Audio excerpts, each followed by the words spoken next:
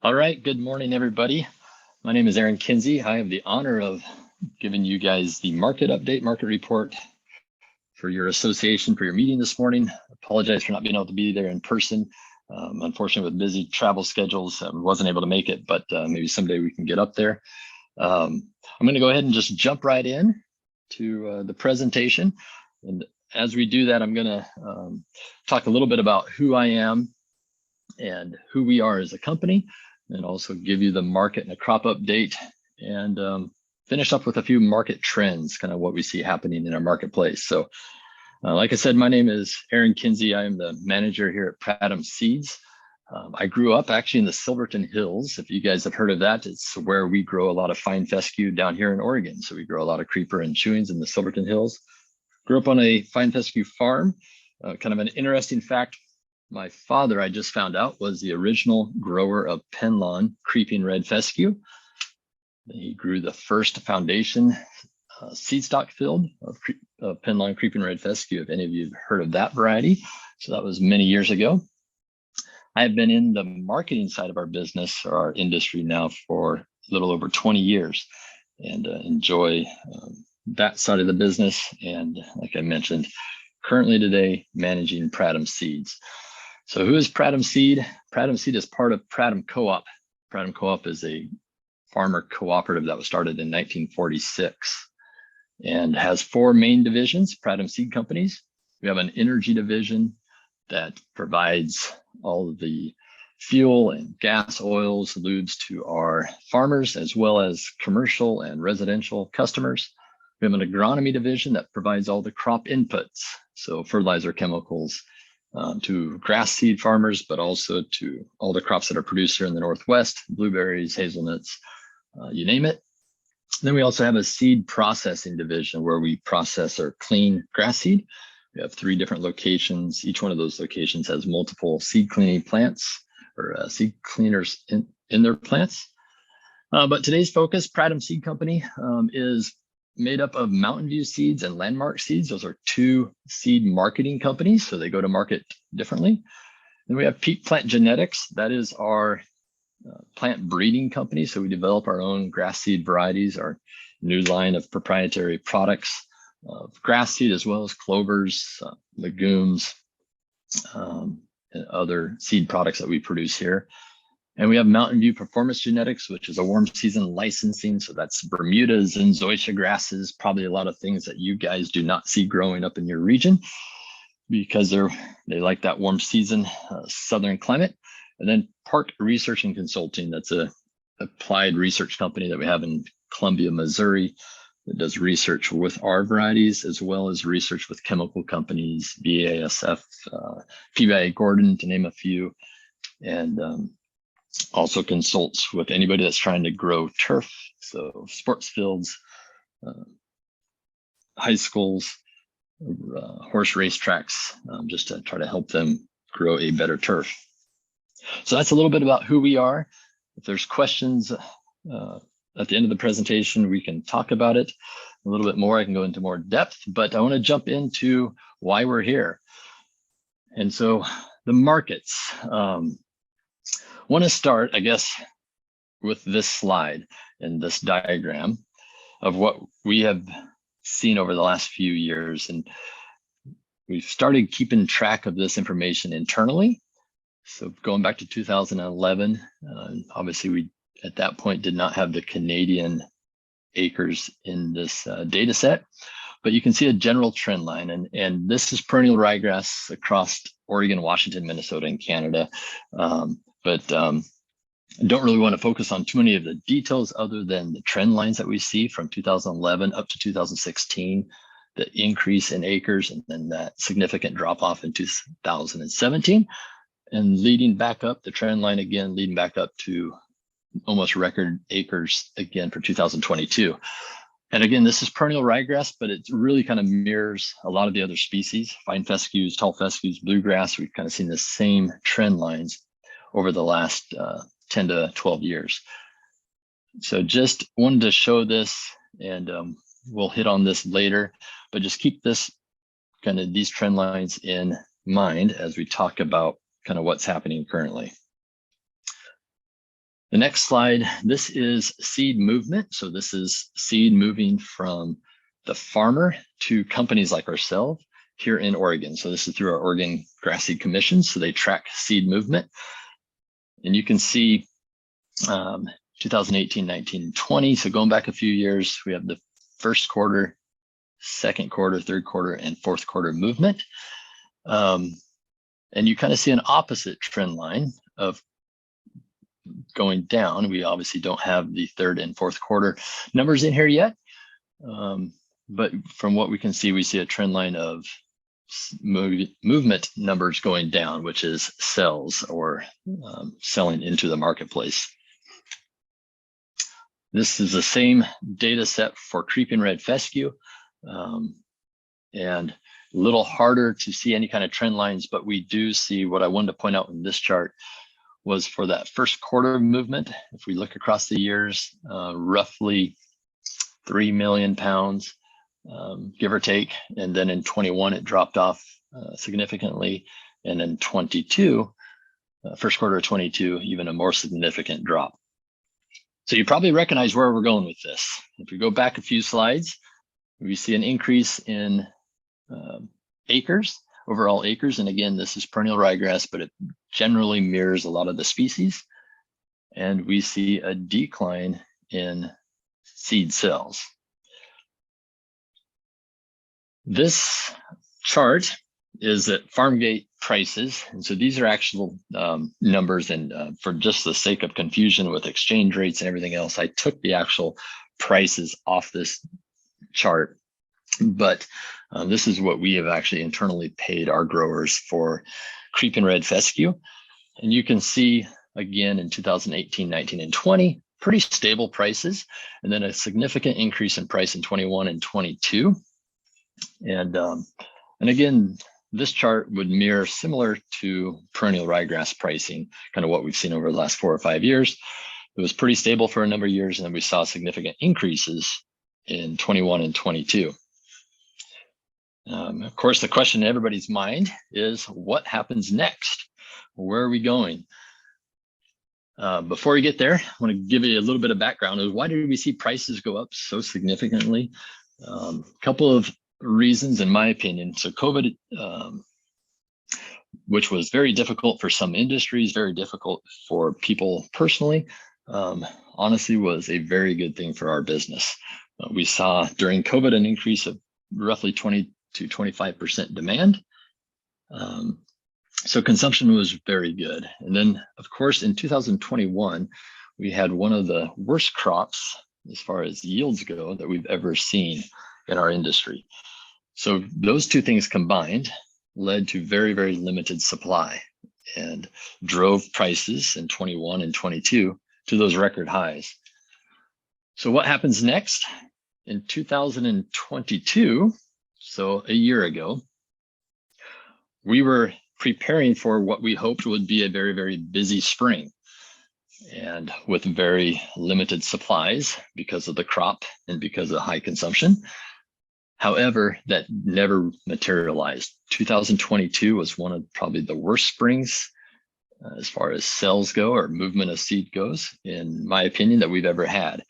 And just due to the cold, wet weather across the Midwest, across the North America.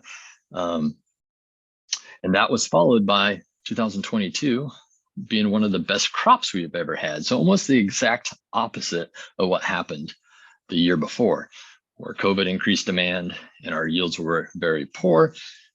We had very low demand and very high yields. So of course, our supplies have built. So that is kind of where we are at today. We're hoping now in spring of 23, if you fast forward, we are hoping for better weather, better consumption. We see some positive trends in the retail markets, but at this point, the weather is still cold and across most of the market areas. So the consumers are not out working in their yards just yet. And we'll touch on some of this stuff, kind of summarize it as we get to the end, but moving on to kind of what the current crop looks like. So this is what we look like just 2 weeks ago. We were covered in snow. We're not used to getting this much snow. as we have this year. And so it probably looks maybe a little similar to what you guys see out your windows up there today, minus a few meters of snow, maybe, I don't know. But we, of course, like any good farm kids, when it snows, we have to take the gator out and pull people around on a sled on top of a ryegrass field. But the real nuts and bolts of our crop today, if you wanted to give you some pictures from before the snow. So the picture on the left, this is perennial ryegrass. It's a third year stand of perennial ryegrass, and you can see just a little bit of green in the forefront and a lot of brown behind there. Because of a very dry and cold fall, we have not got the green up that we would anticipate on the third year stands across our valley. And the picture on the right is a picture of a baby field of perennial. And if you look real hard, you can see some drill rows down here in the right-hand corner, but the rest of it looks pretty bare and brown. And again, because of our dry fall and an early cold snap in early November, we just had a lot of heaving and thawing that was very damaging to those baby fields. So the ryegrass crop right now looks not so good. And if I understand correctly, it's a little bit what is similar to you guys and what your crop looks like. To give you an example, this picture in the middle that just popped up, that is a picture from last year, January of 2022, of a baby ryegrass field. So that's what it should look like. Nice drill rows, nice and healthy. And this is what we currently see today and across most of our fields. So I wanted to kind of summarize the different regions and across the grass seed production regions across the world. So in the Pacific Northwest, like I said, dry fall followed by colder than normal temperatures. The crop right now is well below average condition. And on top of that, we have our acres overall are down about 10%. Compared to the 2022 acres. In Minnesota, the acres are flat and they've had good fall weather, ample snow cover, but it's too early to tell what their crop's going to do or what it looks like because it's under a couple feet of snow at the moment. And so we'll wait to see what happens in April. In Canada, acres are down slightly, and these are grass seed acres in general. So you're talking bluegrass, fine fescue, perennial ryegrass, and tall fescue. Acres are down slightly, but again, a dry fall. Things look less than average, maybe a little bit similar to what we see here in the Pacific Northwest. And in Europe, acres are down 10 to 15% from 22, but the current conditions look average. So right now, the acres overall look to be down for 23 harvest. The conditions don't look that great for the 23 harvest. And so that's a good thing if we back up and look at our supply and demand, that should help our oversupply situation. Market trends. I thought maybe you guys might be interested to just kind of get a little insight to see what we see going on in the marketplace. And I want to highlight and make a point, I guess, that the change in price equals a change in consumer habits. Whether the prices of any commodity, any product go up or down, it seems like there's always creates a change, a reaction in consumer habits. And of course, in the last 2 years, we've seen an increase in price from 21 to 22. So we've seen some changes in our seed buyers' habits. So coated seed, which has been around for a while, we saw a significant increase in the amount of seed that got coated. Combo products is a retail term, and talk a little bit more about that. See more and more combo products in retail. Paint, we see more paint being used instead of using grass seed to create a green plain surface. We are seeing people paint those surfaces. Weather is still, in my opinion, the biggest factor to affect our markets and what happens, both good and bad. And then natural is better. And I've got a few, we're going to dive into this just a little bit more on these next slides. But before we do, I don't know how many of you have seen a chart like this. This information is from the National Turfgrass Evaluation Program. And I think it's important to realize in our turf market that a little over half of our market is home lawns or consumers.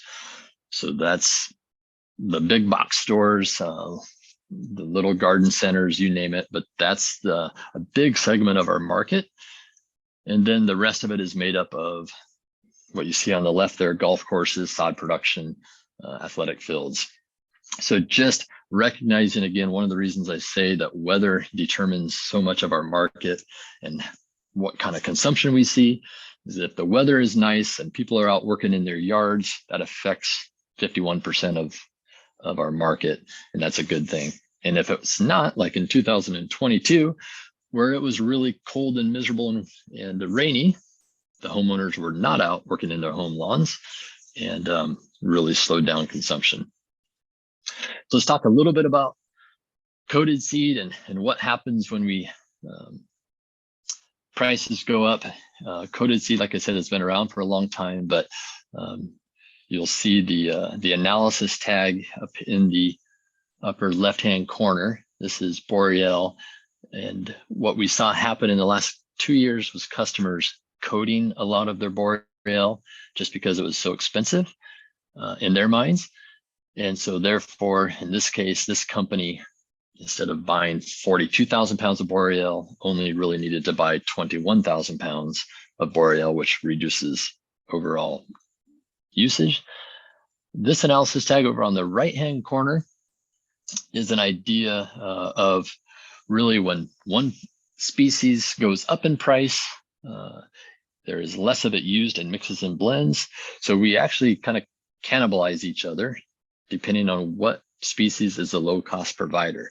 So in this case, titanium or tall fescue is the low-cost provider, and you see it's the main component in this mixture. And the more expensive stuff, creeping red fescue and Kentucky bluegrass, there's less of a percent used. Now, if creeping red fescue becomes the low-cost provider, those percentages will go up. So in general, we see that in our industry, especially into those retail, again, that 51% of our marketplace, we play with those percentages depending on what species is the low-cost provider. So as prices go up or down, it changes again what gets consumed. The next slide, I want to show you, this is when we talk about combo products, and combo products are just more and more popular in that retail market, in that, again, that 51% of our market. The whole idea is to make planting a yard easier for the consumer, to help them be more successful. So, but unfortunately, part of doing that is actually reduces the amount of grass seed. So if you look at some of these products, and I'm not meaning to pick on any of these companies, I just took some pictures at the local hardware store. You can see the amount of seed in this product is very low, roughly 6% actually. And the rest of it is inert matter, mulch, some nutrient products that will hopefully give them a better end result. So again, these combo type products that use less seed and have more fertilizer or mulch in them are becoming a bigger part of that consumer market. And the unfortunate thing is that means less and less grass seed and more fertilizer, more and more mulch being used. One of the other things we talked about was painting. So this picture on the left is an idea or an example of them painting. This is a baseball field somewhere in the South. So this pale green grass, that is the Bermuda grass, the warm season grass that they are painting to make it look nice and green. Normally, they would have planted perennial ryegrass, overseeded perennial ryegrass. If you guys have heard that term and familiar with that market, it's a big market for perennial. Probably 30 to 35% of our perennial ryegrass goes into this market. And they would normally overseed it in September so that it has nice green grass all winter that they can play on until it warms up. It gets too hot, that the perennial ryegrass dies usually in May and June, and the Bermuda at that point takes over and is nice and green. We love that market because I said it dies. That means they need to reseed it again in September, and we get to sell it to them again. And again, it's a big part of our perennial market. Unfortunately, with higher prices, we've seen more people turning and doing what this individual is doing, painting it for a number of reasons. If you paint, you don't have to water all winter. You don't have to mow all winter. So it reduces your cost, reduces your inputs, and saves the facility money. And we are unfortunately seeing a trend more and more painting. The other thing we talked about was weather. And in this case, these are some article clippings from the Southwest where they were in a drought for the last 2 years. And thankfully they've had a lot of snow now, but up until that, they were in a drought situation, which a lot of, to save water, a lot of those cities, Scottsdale, Chandler, all kind of outside of Phoenix, tried to discourage overseeding. And again, this is perennial ryegrass overseeding to save water. We definitely saw less overseeding this last year than we have in the past, just due to cities and municipalities trying to save water. A positive trend that we do see is the football players, soccer players, you name it, the athletes like natural over artificial. And so we are seeing, I don't know if any of you follow the NFL, but the players union at the NFL, the players are really coming out strongly against the artificial football fields because it's hard on them from a health standpoint. And also from an environmental standpoint, we're seeing more people go back to our natural grass, which is great for us, versus the artificial. So to summarize what we have kind of gone over in the last few minutes. So COVID has definitely drove an increase in demand for us. And in 2021, because of the poor crop, it really pushed prices to record highs. However, that was followed by almost the exact opposite in 22. And so poor consumption and a great seed crop has created an oversupply situation that we're in currently. But looking long term, we see a reduction in future acres. We mentioned that in 2023, most of those regions acres are going to be down by 10 to 15%. If we look further out into 2024 crop, there's even a greater reduction. And so the hope is this reduction in acres will lead to stabilized pricing again, and profitable prices for our growers, for everybody. But we need to work through this oversupply currently to get there. And then the last thing, obviously just changing prices again lead to a change in consumer habits. So, as a farm kid, like I mentioned, I grew up on a farm. I still have brothers that farm, and I mentioned to them, we all like to see high prices. We all are in business to make money, to be able to turn the business over to the next generation, if you will. But we need to be careful of how we do it. This last year with a real spike in pricing, kind of upset the consumer habits, maybe a little bit too much, in my opinion, unfortunately. And so we just need to continue to try to build a stable market and a slow climb, I guess, in the future, and recognize that every time we have a price change, it's going to change what our consumers do. So that is the presentation, and I want to thank you guys. Thank everybody. I put my email address up on the screen there. If you have any questions, you want to email them over to me, you're more than welcome to. If you are ever down in Oregon, be sure to look us up. We'd love to show you around and give you a tour of what we do. And with that, that's all I've got.